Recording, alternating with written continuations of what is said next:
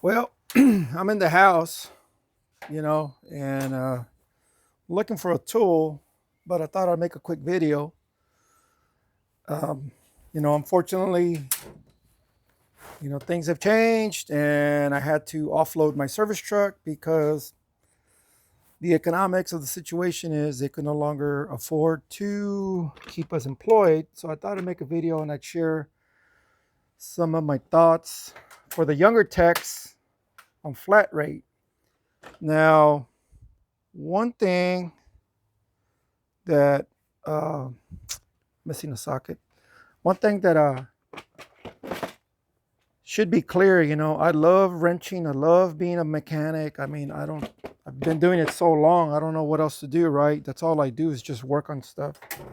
And one thing that a lot of you guys need to understand is that for me, uh, you know, I started wrenching at an early age and I just loved it and I just kept stayed with it. But when I had my son, I never wanted him to be a mechanic, so I never teach him how to be a mechanic because I wanted him to go further in life than I did. And I just kind of sort of had it in my mind that if I taught him how to be a mechanic, he might be satisfied with that and not pursue his full capability. And so that for that reason, I never really taught him, hand tools and how to put starters on and whatnot because I didn't want him to be uh, not able to see past wrenching because it is a love and it's a great affection that I have for this, and I wanted him to go so much further, and he has, which I'm really proud of. He's a chemical engineer now. Any of you guys have been following me, y'all got to see the graduation. I had posted it some time back, um, and it was a great moment, and I'm glad that I never uh, made him, um, you know, a mechanic because, who knows, he might have just been satisfied with that and stopped at that, but he's a chemical engineer. So that's great. Uh, as far as flat rate goes, flat rate is a product of profitability.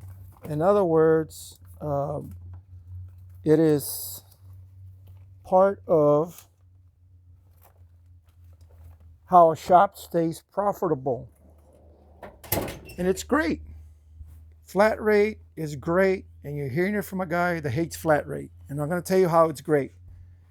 Flat rate is great when you work at a shop that when you go to the service writer, he hands you another job and hands you, and you get another job and you get another job. Whether it's a big job, a little job, it's just job after job.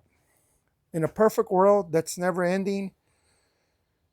In a realistic world, um, that's that's like 80% of the time, 75% of the time, you go work at a shop, and that's how it's going to be. You go to the service writer, boom, another ticket, another ticket. Um, Now, remind you that I told you 80% of the time it's going to be like that, and then 20%, it's going to be slow. But what happens is a lot of dealerships, they have gotten to where they're publicly traded. They're part of a large organization because dealerships have become a very profitable investment for investors. And when they do that, they they they go ahead and they make money because they have to pay the stockholders. And guess who's making that money to pay them with the stockholders is you. So what happens is you go to a shop, and this is how you tell when it's a good shop or not, or a bad shop. If you go to a shop and they hire you, and they when they hire you, they know what you can and can't do. And you're there, and first 2 months are great. Then all of a sudden you hit the third month, and the work orders are getting slim. The work is getting slim. You go in the office, you tell the service writer, "I'm ready for my next gig," and he tells you, "Oh, I don't have anything." And you look up there, and technician in bay one has got 10 tickets in his slot, waiting for him, and you tell the guy, hey, why can't I do some of those tickets you have for Bay 1? He says, oh, no, those are for him because he's the only one that's qualified, or he's the only one that knows the product. Well, why can't they give you the ticket? You go over there and that guy cross train you. Oh, wait a minute. That's that's the unwritten rule. Survival of the fittest. Flat rate has become a survival of the fittest.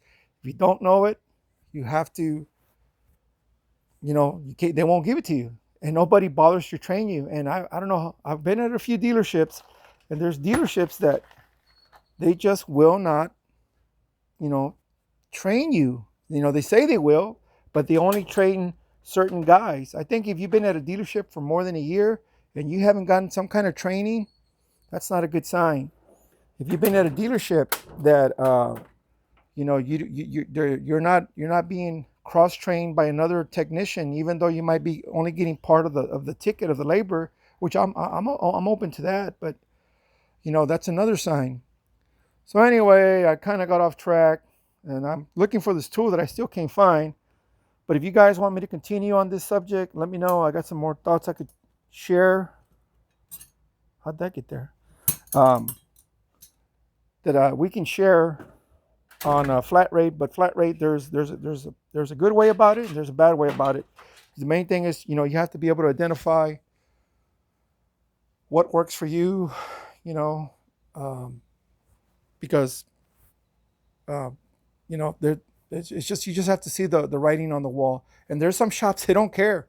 They have a high turnover rate. They'll hire 15 guys every month. And at the end of the month, half of them are there and half of them are gone, and they'll hire another 15 guys. Because guess what? It's a revolving door, and they just don't care. As long as the profit is up and the numbers are up, they're not going to change. So anyway, those are my thoughts. Hey, leave a comment. Tell me what you think. And hey, let me know, and we can talk a little more on this subject. Thanks for watching.